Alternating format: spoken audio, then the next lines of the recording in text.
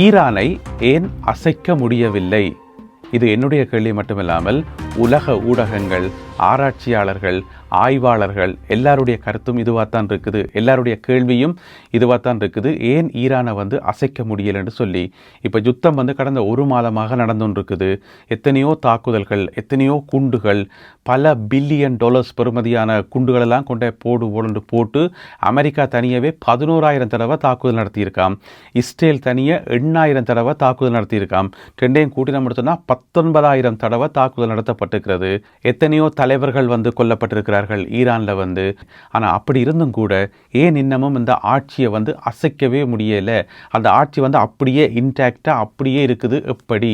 இந்த கேள்விக்கான பதிலை நாங்கள் தெரிஞ்சு கொள்ளணும் சொன்னால் முதல்ல ஈரானை பற்றி விளங்கி கொள்ளணும். ஈரானினுடைய அரசியல் அமைப்பு என்ன, அதனுடைய கட்டமைப்பு என்ன, ஈரானிய அரசாங்கத்துக்கு மக்களுக்கும் இடையிலான அந்த கனெக்ஷன் என்ன, இந்த மாதிரி நிறைய விஷயங்களை நாங்கள் விளங்கி கொள்ளணும்.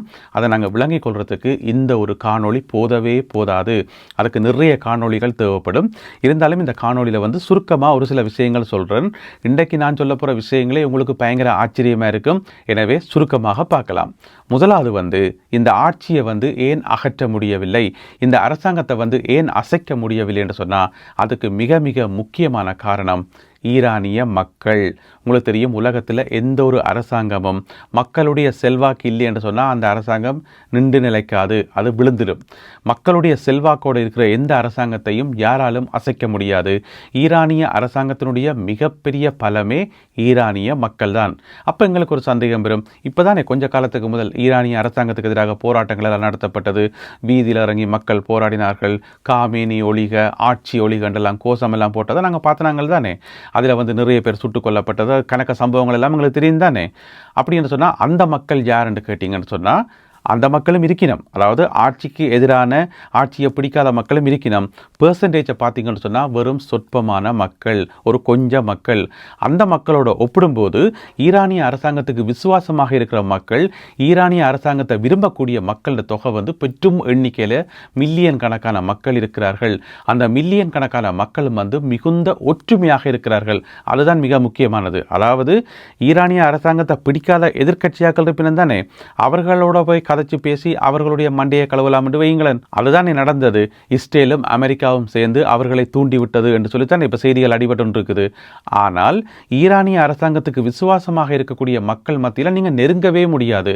அங்கே போயிட்டு அரசாங்கத்துக்கு எதிராக வாயே திறக்க முடியாது. என்னென்னு சொன்னால் அவ்வளவு விசுவாசமும் அவ்வளவு ஒற்றுமையும் என்று சொல்லப்படுகிறது. அந்த ஒற்றுமையையும் அந்த ஒரு விசுவாசத்தையும் ஈரானிய அரசாங்கம் எப்படி சாதித்தது? எல்லாத்துக்கும் அடிப்படை காரணம் கட்டமைப்பு தான், ஈரானினுடைய கட்டமைப்பு. ஓகே, இனி ஒன்றொண்டா பார்ப்போம். முதலாவது என்னென்னு சொன்னால், எல்லா ஈரானிய மக்களுக்கும் தெரியும், அரசாங்கத்துக்கு விசுவாசமாக இருந்தால் நிறைய சலுகைகள் கிடைக்கும். உங்களுடைய வாழ்க்கை சிறப்படையும். நீங்கள் ராஜாவாக வாழலாம். ஈரானிய அரசாங்கத்துக்கு விசுவாசமாக இருந்தால் நீங்கள் நல்லபடியாக வாழலாம். ஈரானில் ஒரு பிரச்சனையுமே இல்லை. ஈரானுக்கு எதிராக சர்வதேச ரீதியாக எத்தனை தடைகள் விதிக்கப்பட்டிருக்குது, எத்தனையோ தடைகள் விதிக்கப்பட்டிருக்கிறது. உலகத்தில் அதிக அளவு தடைகள் விதிக்கப்பட்ட நாடே ஈரான் என்று தான் சொல்லணும். என்ன சொன்னால் அவ்வளவு தடைகள் இருக்குது. பொருளாதார தடையிலிருந்து எல்லா விதமான தடைகளும் இருக்குது. இதெல்லாத்தையும் சமாளித்து கொண்டு மக்கள் வாழணும், அதுவும் நல்லாக வாழணும், சிறப்பாக வாழணும் என்று சொன்னால் அந்த அரசாங்கத்துக்கு நீங்கள் விசுவாசமாக இருக்கணும். அரசாங்கத்துக்கு விசுவாசமாகவும் உண்மையாகவும் இருந்தால் உங்களுக்கு நிறைய சலுகைகள் கிடைக்கும். எல்லா இடமும் சலுகைகள் கிடைக்கும் என்றதான் ஈரானிய மக்களுக்கு சொல்லப்பட்ட ஒரு செய்தி. அவர்கள் ஏழைகளாக இருந்தால் அவர்களுக்கு நிறைய நிதி உதவி, பொருளுதவி, சாப்பாட்டில் இருந்து எல்லா விதமான உதவிகள்.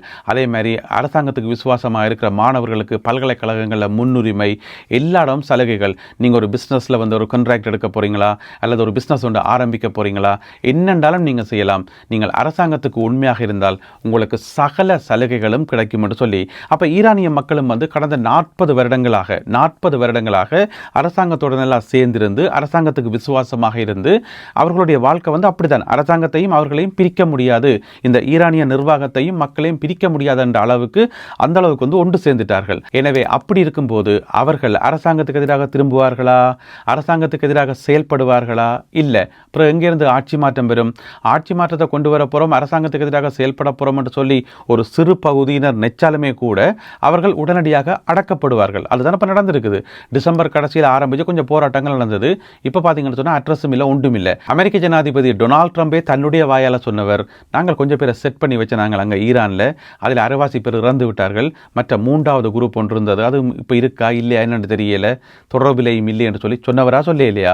எனவே இப்படித்தான் வெளியாட்கள் வந்து யாராவது ஒரு குரூப்பை வந்து உருவாக்கினாலும் அந்த குரூப் வந்து நின்று நிலைக்காது, அது உடனடியாகவே அடக்கப்படும். அதுதான் ஈரானினுடைய சிஸ்டம்.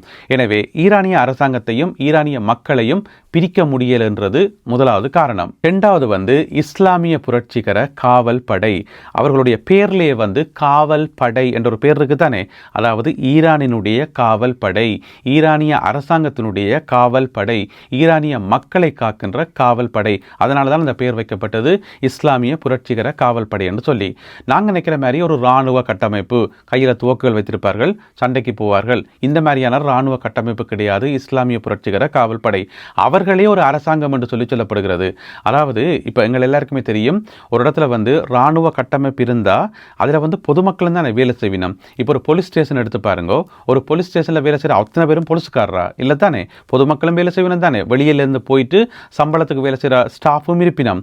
அதே மாதிரி இஸ்லாமிய புரட்சிகர காவல் படையில் 1,20,000 ஸ்டாஃப் பொதுமக்கள் வந்து வேலை செய்யணுமாம்.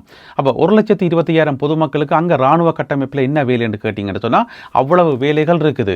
ஏனென்று சொன்னால் இஸ்லாமிய புரட்சிகர காவல் படை வந்து நாட்டினுடைய வியாபாரத்தை கட்டுப்படுத்துகிறது. அவர்களே பெரிய பெரிய பிஸ்னஸ் எல்லாம் செய்கின்றார்களாம். அதாவது பெரிய ஷாப்பிங் மால்கள், பெரிய பெரிய கம்பெனிகள், டெலிகம்யூனிகேஷனை வந்து ரன் பண்ணுறது, அதே போல் பெரிய கண்ட்ராக்டுகள் எடுக்கிறது, அணைக்கட்டுகள் கட்டுறது, ஹோட்டல் பிஸ்னஸ் என்று சொல்லி அவர்களுக்கு சொந்தமாகவே நிறைய ஸ்டார் ஹோட்டல்கள் எல்லா இடம் கட்டி விடப்பட்டிருக்குமாம். நேரடியாக வந்து இராணுவ சீருடையோட அப்படி நேரடியாக செயல்படாட்டியும் கூட அவர்களால் நடத்தப்படுற நிறுவனங்கள் எல்லா இடமுமே இருக்காம். அதாவது பெரிய 5 ஸ்டார் ஹோட்டலில் இருந்து சாதாரண காஃபி ஷாப் வரைக்கும் எல்லாத்தையும் நடத்துகிறார்கள் இஸ்லாமிய புரட்சிகர காவல் படை என்று சொல்லி சொல்லப்படுகிறது. அதை விட மிக மிக முக்கியமானது ஆயில் வர்த்தகம், எண்ணெய் வர்த்தகத்தில் வந்து மிக முக்கியமான பங்குகள் எல்லாம் இஸ்லாமிய புரட்சிகர காவல் படைக்கு தான் இருக்கு. உலகத்தில் இருக்கக்கூடிய மிகப்பெரிய பணக்கார இராணுவ கட்டமைப்பு என்று சொல்லி சொல்லப்படுகிறது. நான் தேடி எடுத்த தகவல்களை வந்து இதெல்லாம் சொல்லப்பட்டிருக்கிறது. அப்போ வெளியிலிருந்து பொதுமக்கள் இருந்து 1,20,000 ஸ்டாஃப் வந்து வேலை செய்கிறது வந்து ஏனென்றது இப்போ எங்களுக்கு விளங்குது தானே. இதை விட இன்னும் ஒரு தகவல் ஒன்று உங்களுக்கு சொல்கிறேன். உங்களுக்கு தெரியும், இஸ்லாமிய புரட்சிகர காவல் படையினுடைய ஒரு தலைமைச் செயலகம் தலைநகர் தெஹ்ரானில் இருக்குது. அதாவது கதம் அலன்பியா என்று சொல்லப்படுற இடத்துல இருக்கக்கூடிய இராணுவ தலைமையகம். நீங்கள் பார்த்துருப்பீங்க, ஒவ்வொரு நாளுமே வந்து அந்த இராணுவ தலைமையகத்தினுடைய பேச்சாளர் வந்து ஒரு வீடியோ ஒன்று வெளியிடுவார். இப்போ நீங்கள் படத்தில் பார்க்குற இவர் தான். எனவே அந்த கதம் அலன்பியா என்று சொல்லப்படுற அந்த இராணுவ ஹெட் குவார்ட்டர்ஸ் இருக்குது தானே, அந்த ஒரு ஹெட் குவார்ட்டர்ஸுக்கு சொந்தமாகவே $50 பில்லியன் சொத்து இருக்காம் அந்த ஒரு ஹெட் குவார்ட்டர்ஸுக்கு மட்டும் என்று சொல்லி இந்த தகவலில் வந்து சொல்லப்பட்டிருக்கிறது. எனவே ஒரு நாட்டில் இருக்கக்கூடிய ஒரு இராணுவ தலைமையகத்தினுடைய சொத்து மதிப்பே $50 பில்லியன் என்று சொன்னால் ஒட்டுமொத்த இராணுவத்தினுடைய சொத்து எவ்வளவாக இருக்கும், இஸ்லாமிய புரட்சிகர காவல் படையினுடைய சொத்து எவ்வளவாக இருக்கும் என்றதை நாங்கள் கற்பனை பண்ணி பார்க்கலாம். எனவே இஸ்லாமிய புரட்சிகர காவல் படையால் நடத்தப்படுற இந்த வணிக நிறுவனங்கள், இந்த வணிக சாம்ராஜ்யங்கள் எல்லாத்திலையும் வேலை செய்கிற சாதாரண பொதுமக்கள் இருப்பினும் தானே எல்லாருமே வந்து அரசாங்கத்துக்கு விசுவாசமாக இருப்பினமா இல்லையா? விசுவாசம் இல்லாமல் அங்கே போய் வேலை செய்ய முடியுமா? இல்லை தானே. எனவே அது அடுத்த கட்டமைப்பு. அடுத்த மிக முக்கியமான கட்டமைப்பு வந்து பசிச் என்றது நாங்கள் கேள்விப்பட்டது ஒரு ஊர்காவல் படை. ஊர்காவல் படை என்று சொன்னால் நாங்கள் பொதுவாக நினைப்போம், ஊர்காவல் படைன்றது இந்த சாதாரண துவக்கு சொட்கன் மாதிரியான துவக்கையும் வச்சுக்கொண்டு சும்மா அங்கங்கே நிற்பார்கள். அதில் சாதாரண இளைஞர்களேருந்து வயது போனாக்கள் வரைக்கும் எல்லாரும் நிற்பார்கள். அதுதான் ஊர்காவல் படை. ஆனால் ஈரானில் இருக்கக்கூடிய இந்த பசிச் படையணி, அந்த ஊர்காவல் படை அப்படி கிடையாது. அதனுடைய உறுப்பினர்களுடைய எண்ணிக்கையே 7 லட்சம் பேராம். 7 லட்சம் பேர். அதாவது நீங்கள் அந்த ஊர்காவல் படையில் இருப்பீங்கள், ஆனால் நீங்கள் வீட்டில் இருப்பீங்கள், நீங்கள் உங்களோட வளமையான வேலைகளை செய்வீங்கள். எப்படி கட்டமைப்புன்னு சொன்னால் எல்லா இடமும் ஈரானில் சகல ஊர்களையும் சகல கிராமங்களையும் சகல ஒழுங்கைகளையும் இந்த பசிச் படையணியினுடைய உறுப்பினர்கள் இருப்பினமாம். அந்த பசிச்சில் நீங்கள் சேர்ந்தீங்கன்னு சொன்னால் முதல்ல உங்களுக்கு ஒரு ஐடி கார்டு ஒன்று தரப்படும், உங்களுடைய பேர் விவரம் எல்லாம் அங்கே பதியப்படும். நீங்கள் பசிச் உறுப்பினராக இருந்தால் அதுக்காக ஒவ்வொரு நாளும் தூக்கி கொண்டு அங்கே எல்லாம் சண்டைக்கு போகணும் அப்படியெல்லாம் கிடையாது. மாதத்தில் ஒரு நாள் 2 நாள் வந்து பயிற்சிக்கு போகணும். அந்த பயிற்சி எடுத்துகிட்டு நீங்கள் வளமையாக என்னென்ன வேலை செய்வீங்க, நீங்கள் டாக்டராக இருக்கலாம், இன்ஜினியராக இருக்கலாம், நீங்கள் ஆராய்ச்சியாளராக இருக்கலாம், நீங்கள் என்னென்றாலும் செய்யலாம், என்னவும் செய்யலாம், என்ன விதமான தொழிலும் செய்யலாம். ஆனால் நீங்கள் பார்ட் டைமாக வந்து பசிச்சில் ஒரு உறுப்பினராக இருந்தீங்கன்னு சொன்னால் உங்களுக்கு நிறைய சலுகைகள் கிடைக்கும், உங்களுக்கு நிறைய முன்னுரிமைகள் கிடைக்கும். நீங்கள் அரசாங்கத்துக்கு விசுவாசமாக இருக்கிறீங்கன்றதுக்கான மிக முக்கியமான ஒரு அடையாளமே வந்து இந்த பசிச்சில் வந்து சேர்ந்து ஒரு ஐடி கார்டு எடுக்கிறது தான். எனவே பசிச்சில் வந்து 7 லட்சம் பேர் வந்து இப்போ உறுப்பினர்களாக இருக்கிறார்களாம். இனி அந்த 7 லட்சம் உறுப்பினர்கள், அவர்களுடைய குடும்ப உறுப்பினர்கள் என்று சொல்லி பெற்றும் மில்லியன் கணக்கான ஆட்கள் வந்து அரசாங்கத்துக்கு விசுவாசமான ஆட்கள், எல்லோருக்குமே வந்து விசேட சலுகைகள் அங்கே கிடைக்கும் என்று சொல்லி சொல்லப்படுகிறது. இப்போ சொல்லுங்க, அந்த அரசாங்கத்தையும் மக்களையும் பிரிக்க முடியாது தானே? இது மட்டும் நினைக்காதீங்க, இன்னும் ஒரு முக்கியமான கட்டமைப்பு ஒன்று இருக்குது. அந்த கட்டமைப்பினுடைய பேர் என்னென்று சொன்னால் பொனியட். பொனியட் என்று சொல்லப்படுற கட்டமைப்பு. பொனியட் என்றது ஒரு பாரசீக மொழி சொல். அதனுடைய அர்த்தம் என்னென்னு சொன்னால் அடித்தளம், அத்திவாரம். இந்த அர்த்தத்தை கொண்டதான் பொனியட் என்ற சொல். ஈரானில் இந்த பொனியட் என்று சொல்லப்படுற அமைப்பு வந்து மிகப்பெரிய ஒரு சக்தி வாய்ந்த அமைப்பாம். அதாவது ஆரம்பத்தில் வந்து 1979ஆம் ஆண்டு அப்போ இருந்தது வந்து ஷா மன்னர்கள் பரம்பரை தான் ஆட்சி செய்து வந்தது. அவர்கள் வந்து விரட்டப்பட்ட போது ஈரானிய புரட்சி உருவான காலத்தில் உருவாக்கப்பட்ட ஒரு அமைப்பு தான் இந்த பொனியட் என்று சொல்லப்படுற அமைப்பு. ஆரம்பத்தில் வந்து ஒரு சேரிட்டி அமைப்பாக உருவாக்கப்பட்டது, ஒரு தொண்டு அமைப்பாக உருவாக்கப்பட்டு அவர்கள் எல்லா இடம் போயிட்டு காசுகள் எல்லாம் சேர்த்து அவர்களுடைய நோக்கம் என்னன்னு சொன்னால் 2 நோக்கம். ஒன்று வந்து ஈரானில் இருக்கக்கூடிய ஏழை எளிய மக்களை வந்து பாதுகாக்கிறது, அவர்களுக்கு சாப்பாடு கொடுக்கிறது, அவர்களுடைய நலன்களை கவனிக்கிறது முதலாவது. 2வது வந்து போரில் உயிர் நீத்த இராணுவ வீரர்கள் இருப்பினும் தானே, அவர்களுடைய குடும்பத்தை வந்து பராமரிக்கிறது, அவர்களுக்கு தேவையான உதவிகளை செய்கிறது, அவர்களுடைய நலன்களை வந்து கவனிக்கிறது. இந்த 2 நோக்கத்துக்காக உருவாக்கப்பட்டதுதான் இந்த பொனியட் என்று சொல்லப்படுற அமைப்பு. ஈரானில் எக்கச்சக்கமான அமைப்புகள் இருக்காம். இந்த பொனியட் என்ற அமைப்பு ஆரம்பத்தில் வந்து ஒரு சேரிட்டி அமைப்பாக உருவாக்கப்பட்டு அவர்களுக்கு நிறைய காசு சேர்ந்து இன்றைக்கு பார்த்தீங்கன்னு சொன்னால் பெரிய ஒரு சாம்ராஜ்யமாக உருவாக்கி இருக்கிறார்களாம். அந்த சாம்ராஜ்யம் எப்படிப்பட்ட என்று சொன்னால், அவர்களே இஸ்லாமிய புரட்சிகர காவல் படை மாதிரி நிறைய பிஸ்னஸ் செய்கிறது, ஆயில் பிஸ்னஸ் செய்கிறது, கன்ஸ்ட்ரக்ஷன், டெலிகம்யூனிகேஷன், இருக்கிற எல்லா பிஸ்னஸையும் வந்து அவர்கள் தங்களுடைய கண்ட்ரோலில் வச்சுக்கிறார்களாம். அவர்களே இன்னொரு பக்கம் பெரிய ஒரு சாம்ராஜ்யத்தை நடத்தி கொண்டிருக்கிறார்களாம். எனவே இந்த பொனியட்ஸில் இருந்து சலுகைகள் பெறுகின்ற மக்கள், அவர்களோட சேர்ந்து இயங்குகின்ற மக்கள் சொல்லி பெருந்தொகையான மக்கள் வந்து ஈரானிய அரசாங்கத்துக்கு விசுவாசமான மக்கள். எனவே நான் ஆரம்பத்தில் சொன்ன மாதிரி சுருக்கமாக சொல்ல போனால், நீங்கள் ஈரானில் வாழ போறீங்களா, ஈரானிய அரசாங்கத்துக்கு விசுவாசமாக இருங்க, உங்களுக்கு எல்லா விதமான சலுகைகளும் கிடைக்கும், நீங்கள் ராஜாவா வாழலாம். நீங்கள் விசுவாசம் இல்லாமல் இருந்தீங்கன்னு சொன்னால் அப்புறம் உங்களை பொறுத்தது. இந்த பொனியட்ஸை பற்றி இன்னும் ஒரு தகவல் சொல்கிறேன். அதை வந்து ஈரானிய அரசாங்கமோ ஈரானிய பாராளுமன்றமோ கட்டுப்படுத்துவதில்லை, அவர்களை கட்டுப்படுத்த முடியாது. அவர்களை கட்டுப்படுத்தக்கூடிய ஒரே ஒரு ஆள் ஆரண்டு பார்த்தீங்கன்னு சொன்னால் அவர்தான் ஈரானினுடைய சுப்ரீம் லீடர்.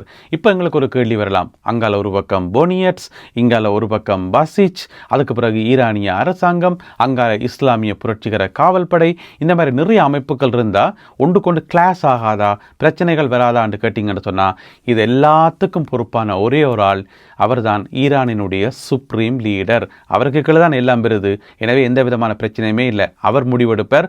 இஸ்லாமிய புரட்சிகர காவல் படை எதை செய்யணும், பொனியாட்ஸ் வந்து எதை செய்யணும், பசிச் வந்து என்ன செய்யணும்ன்றதை அவரே முடிவெடுப்பார், அவரே தீர்மானிப்பார், அவரே அறிவிப்பார்.